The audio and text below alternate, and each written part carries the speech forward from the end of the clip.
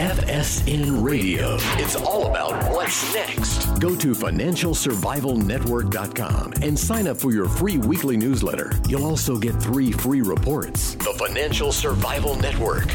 It's all about what's next.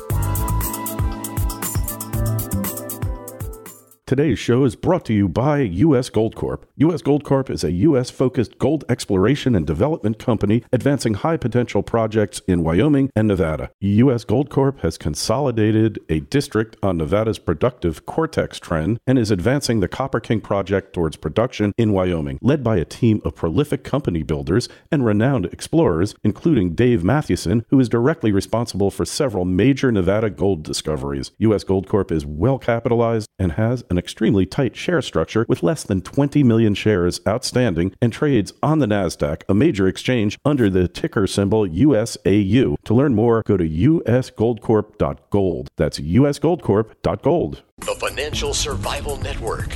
It's all about what's next. Welcome. You are listening to the Financial Survival Network. It's 3/18/19, day after St. Paddy's Day. Hope you all enjoyed. And, well, if you thought that the bar scene out of Star Wars was a good analogy for political parties and crazy get-togethers, well, the current outcrop of Democratic candidates really makes the Star Wars bar scene seem very normal and tame if you've seen any of them. It looks like anybody who can run for president and is a Democrat is running for president. And which one of the motley crew will prevail and get to face off against Donald Trump?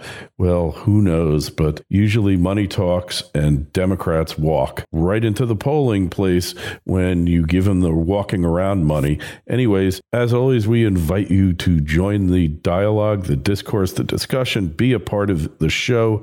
I really love reading your emails, kicking back, having that cup of Java in an undisclosed coffee shop here in northern Palm Beach County, and reading what you have to say.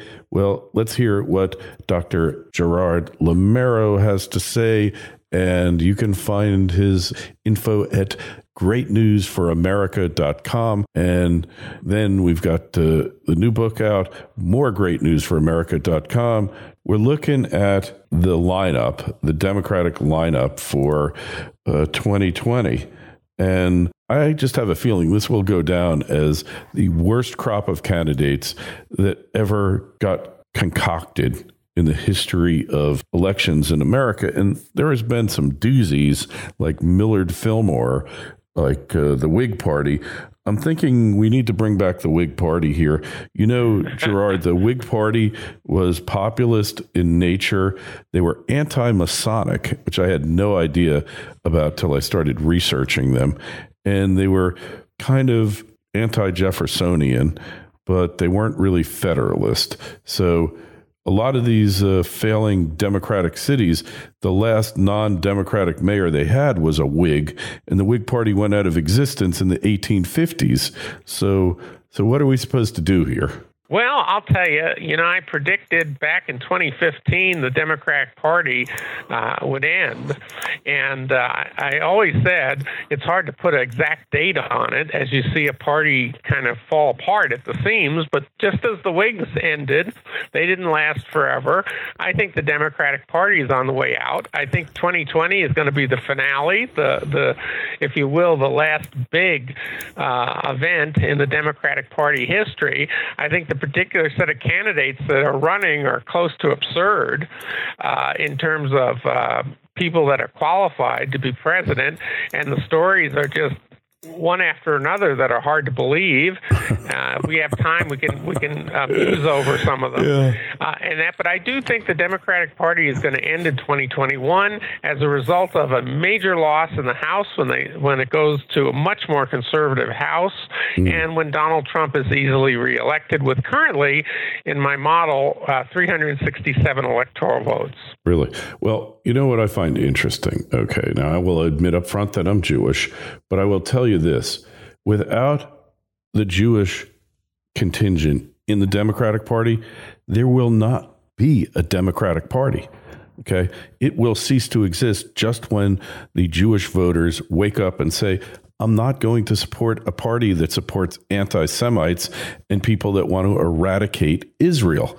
And they've got 3 or 4 of these people there. Keith Ellison, they've got Omar, whatever her name is, Talib.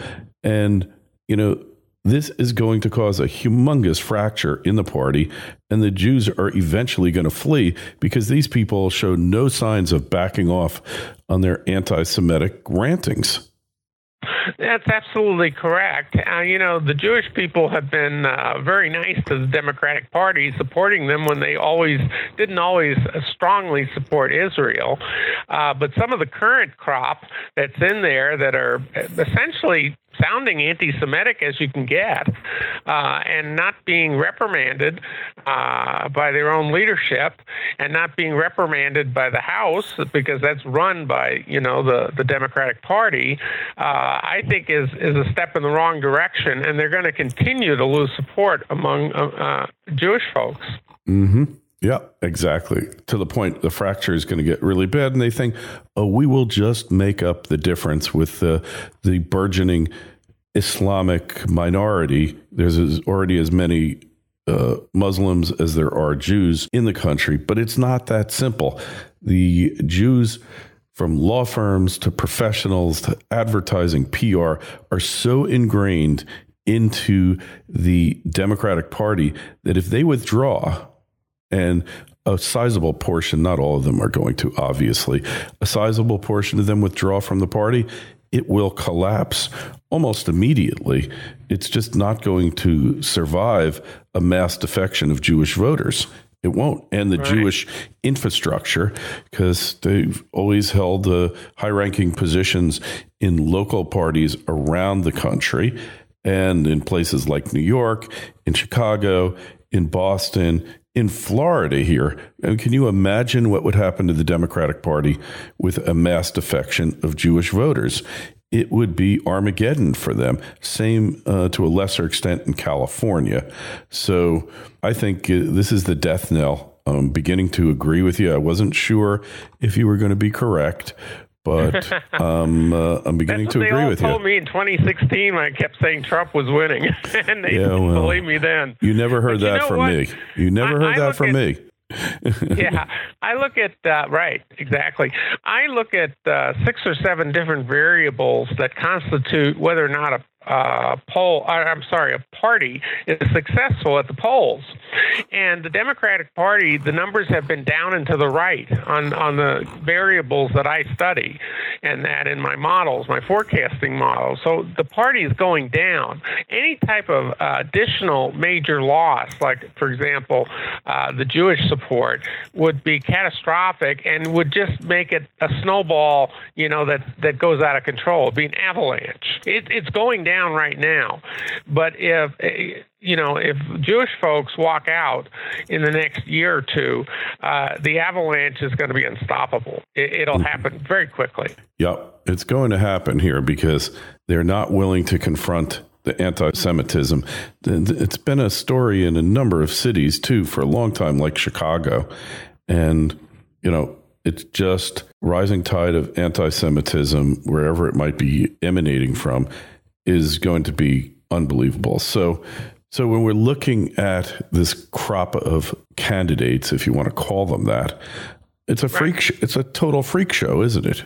Unfortunately, yes. I mean, people would like to see sensible people, at least that have some type of sensible, even if it's liberal, point of view. But these people are just outrageous. The green plan, that sort of thing, which basically would put our economy in the tank. It would bankrupt our economy. With my economics background, I think it's all the wrong policies. Yeah. The anti-energy efforts on their part. I mean, you go down the list, it's devastating to this country. We've seen price tags of up to over $100 trillion for a 10-year period. I don't think that captures the damage.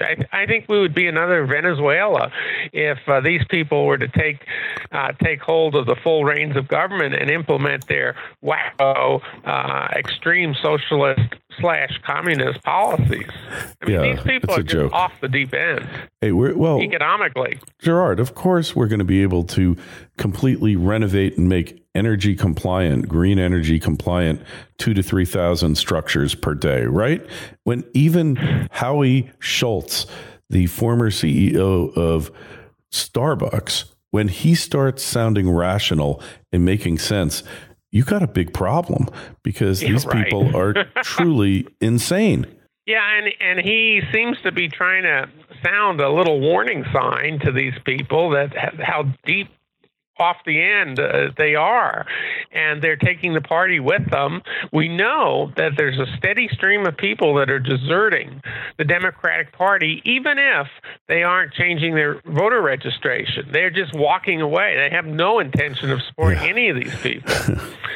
And the old school folks, are being rejected by other Democrats, such as the millennials. So Joe Biden, for example, is not going to be nominated. Hillary Clinton, even though she'd love to be nominated, and says she isn't, but she really is running, she's not going to get nominated. And even them, they were pretty off the deep end as well. These newest crop, though, are just totally unbelievable. They're just, and what's really amusing to a lot of folks is AOC, Ocasio-Cortez, actually is supposed to have a degree in economics, but she can't articulate the simplest economic concept there is. She doesn't seem to have any knowledge of what she's talking about. She's a stooge. I certainly haven't heard anything she said that makes sense in economics. She's a complete stooge. She writes an awesome tweet, but outside of that, she has zero talent, zero intellect. I get comments back, oh, you're just an old white guy talking about white guy problems. You didn't give any argument why she's a moron. Look, anyone who supports Ocasio-Cortez and socialism, or anybody who supports socialism at this point in time, Gerard, you don't need to do the argument. It's like being against Nazism. All right. I don't need to prove that Nazism is evil to say that people that embrace it are not very bright. And it's the same thing with socialism. Absolutely. Absolutely. The evidence is overwhelming. If you take a look at the evidence, the numbers, the theory is overwhelmingly against it. People by now know that if you support socialism or any of its variations, communism, Marxism, whatever ism you want to call it, it just plain is a disaster economically. And you know what else people don't give it due credit for in the negative sense? And that is it also drives the country into moral bankruptcy. You have to have corruption to get around a socialist system. That's why there's so much immorality in terms of moral competency in so many areas. Why people lie, why people don't care. They break the laws all the time because that's how socialism works. If you want anything done, you got to break the law. And so it permeates the whole society. Totally undermines it. And we don't even have to go into the Venezuela experiment. It's a bad science experiment that has failed miserably, put untold millions into awful suffering, declines in standard of living. I mean, it's a great ad for Weight Watchers. It's a simple matter. If you want to lose weight, just eat less. And the millions of Venezuelans have proven that, haven't they? They absolutely have. And I might also add that the most recent number I saw for their inflation rate is 1 million %. Inflation rate. That's today. Tomorrow it could be 10 million, Yeah, that's unthinkable. I mean, you have to spend the money before it gets into your wallet because the value drops so quickly. I mean, that's just devastating in that. And I think, Venezuela is going to be overturned. I think the people are going to revolt. The aid isn't getting in that we're trying to help get into this country. I think it'll be overturned, but why do we want to follow those kind of policies? Yeah, why would the AOC and those other radical Democrats want to pursue that kind of foolish, foolhardy approach when most people don't want it? No, it's proven to be a failure.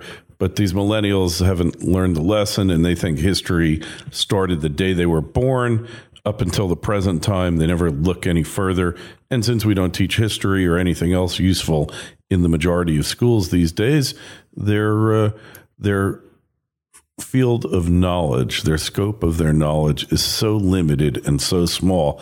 Yeah, they can play really great computer games and video games, but when it comes to life, real life, they don't really have any experience and any knowledge on which to interpret that experience. So we've got a big problem in education, and I'm just hoping that something happens major there. The homeschool movement, they're fighting it tooth and nail. Charter schools are fighting that tooth and nail. So all of this is kind of going to coincide with the collapse of the Democratic Party. You know, Gerard, I'm doing a research project now. You name me a failing city, and I will show you a city that has had one-party Democratic rule almost continually for 50 years or more. You know when the last Republican mayor was in Chicago? I can't recall. Well, put it this way, Al Capone was running the city at that point. They were just ending Prohibition, 1933. Wow. And every city that you can pick that is in decline in America has had almost nonstop blue Democratic rule going back to the 60s and before. Detroit, another example. I don't remember if it's 59 or 62, but that was the last time they had a Republican mayor. I'm not saying that Republican mayors are the cure for all that ails our cities. What I am saying is that there's a direct connection between Democrat mayors and the decline of our once great cities, because virtually all of these declining cities did so under Democratic non-leadership. Yeah, well, you're absolutely correct. I don't remember each, Republican former mayor in all these major cities, but you're right. Every example I can think of, it's true. And you see the cities that are run by Democrats continuing to do foolish things economically. For example, we have one city now on the East Coast that plans to give out the universal basic income to all their citizens. Now, where are they going to pay for it? I don't think they've said. Yeah. But that's another silly thing. It hasn't worked in certain countries in Europe where they tried universal basic income. It's failed. They spent a fortune, and nothing happened. It didn't do anything. Didn't solve any problem. I think Italy is just starting to do it now, and it's an idea whose time should come to completely erase it from the books. Why would anybody do that? It doesn't have any benefit. It's just another entitlement. I know. With no benefit to the economy. Hey, when do you think the last Republican mayor was in Cleveland? This was more recent than you might think. It was. I honestly don't have that because I crack more national office than I crack mayors. I know, but I think it's important. Actually, Voinovich from 80 to 89. Oh, Voinovich. Yeah. Sure, I remember him. And the one before him, he was only there for 4 years, Ralph Perk, 72 to 77. But then you go back to 1942. And you could just Wikipedia this stuff, just any failed city.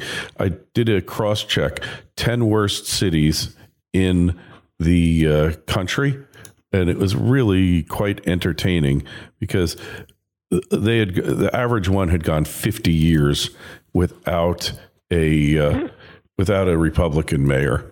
So, like I say, I'm not saying, I'm not saying that Republican mayors are the solution, because I don't think that's right.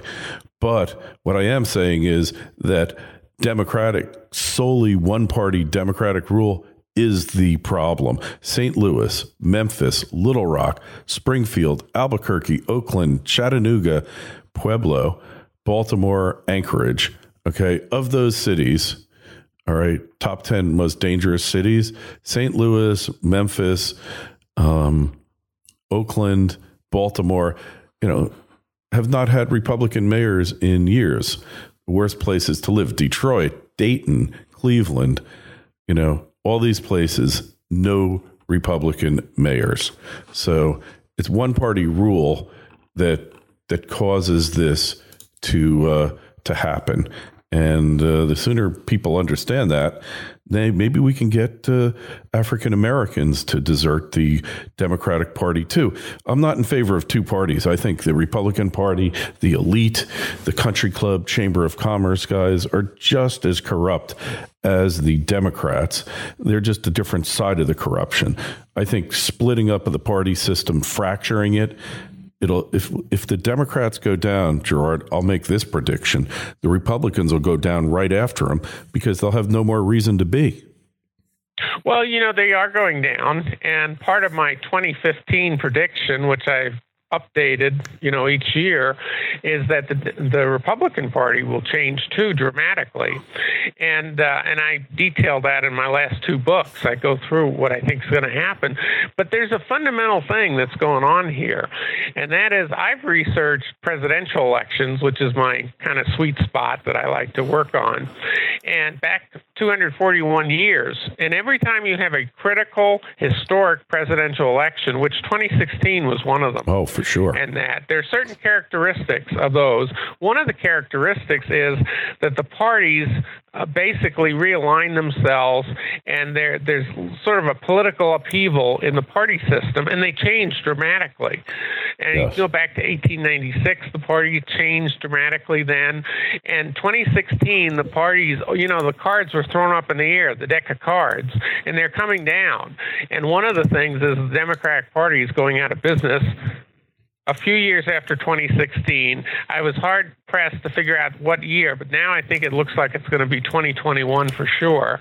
The Republican Party, you're going to see a shift too, because the Republican Party is becoming a much more conservative party. The establishment Republicans who have been running this party, the people, the old school, the John Kasich type Republicans and that, the Mitt Romneys and that, they're on the way out. Do you know that in 2018, November, there were 49 incumbent establishment Republicans who were anti-Trump policies, anti-Trump, who are no longer in the House? That's a good start. That's part of the reason that the Democrats were able to take over temporarily. And there are, believe it or not, 30 people who are pro-Trump policies that are now in the House. And there are a whole bunch of seats that the Democrats should not have won. And if the establishment Republicans had followed the people's will and didn't sit on their hands for 2 years, the Republicans would have still held the House. But the party itself, the Republican Party, the establishment Republican Party, is almost shut down. And one of the things I'm predicting now for the 2021 election is that those establishment Republicans who can't stand Donald Trump, the never Trumpers and the establishment ones like Mitt Romney and John Kasich, they're going to form an independent party. I think you're going to see Mitt Romney almost assuredly running for president. Really? With those kind of people like John Kasich supporting him. And I think that the Republican Party, as we know it today, will either change names, or if it doesn't change names, it's going to at least change its ideology to be a conservative party that supports things like the border wall and supports, strong military, traditional conservative policies. So I think that's coming. The Democratic Party is going to go out of business. The radicals, the Star Wars bar scene gone awry, those people are going to join the Socialist USA Party, the Green Party. Maybe the Democrat Socialists of America, which is a 501c3, will change into a party to give them a home. But they're going to be such a fringe that they can't elect national folks to office like a president. And so you're going to see them essentially shunted to the side. That's what I see going forward. Well, that's what happened to the Whig Party, Gerard. They were really good in the cities, urban-wise. They had three presidents, one of whom they excommunicated after he became president, Millard Fillmore, but two other ones, both of whom died in office, interestingly enough, William Harrison and who was it? Zachary Taylor, both Whigs, although Zachary Taylor wasn't a devout Whig. and they both died in office. Interesting, huh? So, and that was back in the early 1800s where they flourished. The Whigs flourished. Before there were conspiracy theories. Yeah. For good reason, and a good thing there weren't, because, we could go down the list. Both parties are going to look nothing moving forward. Agreed. 2022, 100%. 2024, they're going to look different. Could not agree with you more, Gerard. Hey, we got to take off. Just tell us. So, greatnewsforamerica.com. How do we get your new book? All the books are selling on Amazon. They're selling, and they also sell in a Kindle version. If you want to read print, they're print. If you like Kindle, you like electronics, you can get that too. Hey, if you want the thing to read for you, you can do that as well. It's amazing what you could do now. I love your work, Gerard. It's always great talking to you. Like so many of us, we had our blinders on for a lot of years what these political parties were really about. And now Trump, he's the great unveiler, the great unmasker, and he's shown them all for what they are, right? Absolutely. And the media is beside themselves because they always were able to destroy people they didn't agree with. They haven't been able to destroy him. By the way, his presidential approval rating is higher in my forecast models than in the polls right now, and he's up at 55% approval. Wow. Amazing. Well, hey, Gerard, always a pleasure. By the way, guys, if you're listening on the podcast or on YouTube, please subscribe, like, and share. It really helps me a lot when you do that. Really helps get the message out, get the word out. Really good thing. So please do it. And you get to hear people like Gerard that you're just not going to hear from the good old MSM because they don't want you to hear. It's that simple. Hey, Gerard, always a pleasure. Can't thank you enough for coming on.